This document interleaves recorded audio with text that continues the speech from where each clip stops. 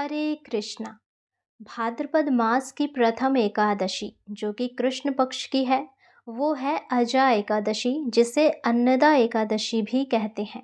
यह व्रत न केवल जीवन के दुख और संकट दूर करता है, बल्कि मोक्ष प्रदान करने वाला भी है। इस एकादशी की कथा सुनने मात्र से जन्म जन्मांतर के पाप नष्ट होते हैं और भगवान श्री हरि विष्णु की असीम कृपा भी मिलती है। तो आइए, आज हम एक परम दुर्लभ कथा का श्रवण करते हैं, जो कि अजा एकादशी की कथा है। ये कथा स्वयं श्री कृष्ण ने अर्जुन को सुनाई थी।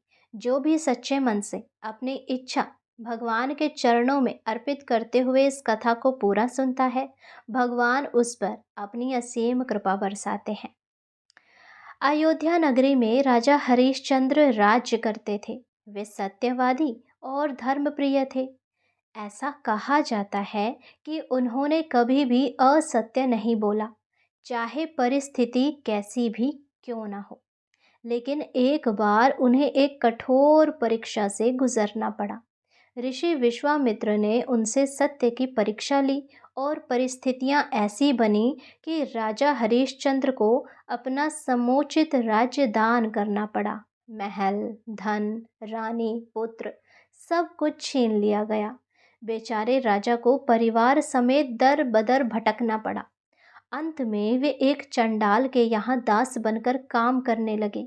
उनकी रानी शैव्य तारामती दूसरों के घर काम करती और उनका पुत्र भी कष्ट झेलता।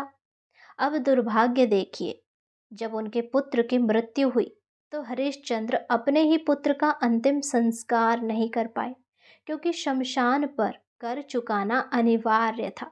कर लेने वाला और कोई नहीं, बल्कि स्वयं राजा हरिश्चंद्र ही थे, जो चांडाल के आदेश से शमशान घाट पर कर वसूलते थे।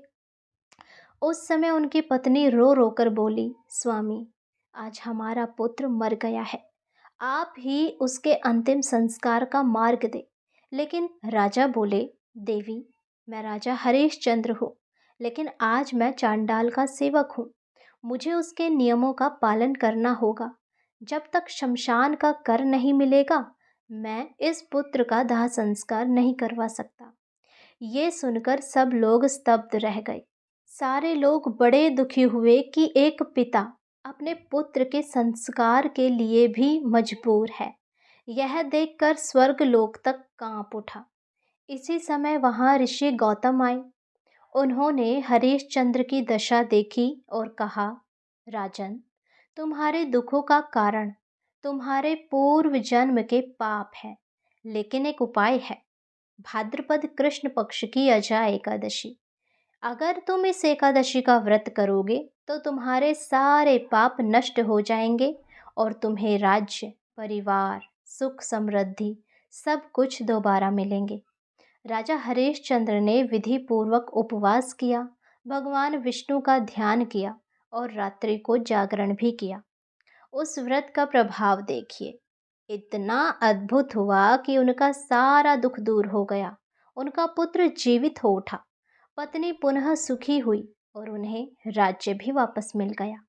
अंत में वे सत्य पालन और इस व्रत के प्रभाव से स्वर्ग लोक को प्राप्त हुए। तो इस व्रत को जो कोई भी सच्चे मन से करेगा, उसके समस्त दुखों का सर्वनाश होगा। स्वयं भगवान हरि की कृपा उन पर बरसेगी। आइए, मैं आपको एक और छोटी सी कथा सुनाती हूँ। एक समय की बात है, महिष्मती नगर में महाराज सुमति नाम के राजा राज्य करते थे। वे राज सुख में लिप्त रहते थे और अपने जीवन में अनेक पाप करते, शिकार, मदिरा, अहंकार और अन्य दुष्कर्मों में डूबे रहते। एक दिन दरबार में ऋषि अंगीरा आए। उन्होंने राजा को उपदेश दिया और कहा, हे राजन, तुम्हारे पाप बहुत बढ़ गए हैं। यदि तुम ऐसे ही चलते रहे तो तुम्हें नरक की यातनाएं भोगनी पड़ेंगी। लेकिन एक उपाय है, अजा एकादशी का व्रत। इस व्रत से तुम अपने सारे पापों से मुक्त हो जाओगे। राजा को अपनी गलती का बोध हुआ। उन्होंने भाद्रपद कृष्ण पक्ष की अजा एकादशी का व्रत किया, उपवास रखा, रात्रि को जागरण भी किया और भगवान विष्णु की पूजा की।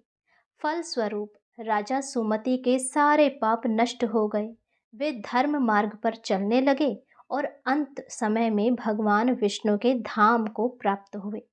तो देखा आपने, इस एकादशी में कितनी ताकत है। यदि कोई सच्चे मन से एकादशी का व्रत करता है तो निश्चित रूप से ही भगवान उनकी सहायता करते हैं। आजा एकादशी का व्रत न केवल दुख और संकट से मुक्ति दिलाता है, बल्कि पापों का नाश कर आत्मा को परम पद की ओर ले जाता है। राजा हरिश्चंद्र और राजा सुमति की कथाएं हमें यह सिखाती है कि यदि श्रद्धा और विश्वास से यह व्रत किया जाए तो असंभव भी संभव हो जाता है। इसीलिए इस पावन अवसर पर सभी भक्तों को चाहिए कि नियम पूर्वक व्रत करें और भगवान विष्णु का स्मरण करें।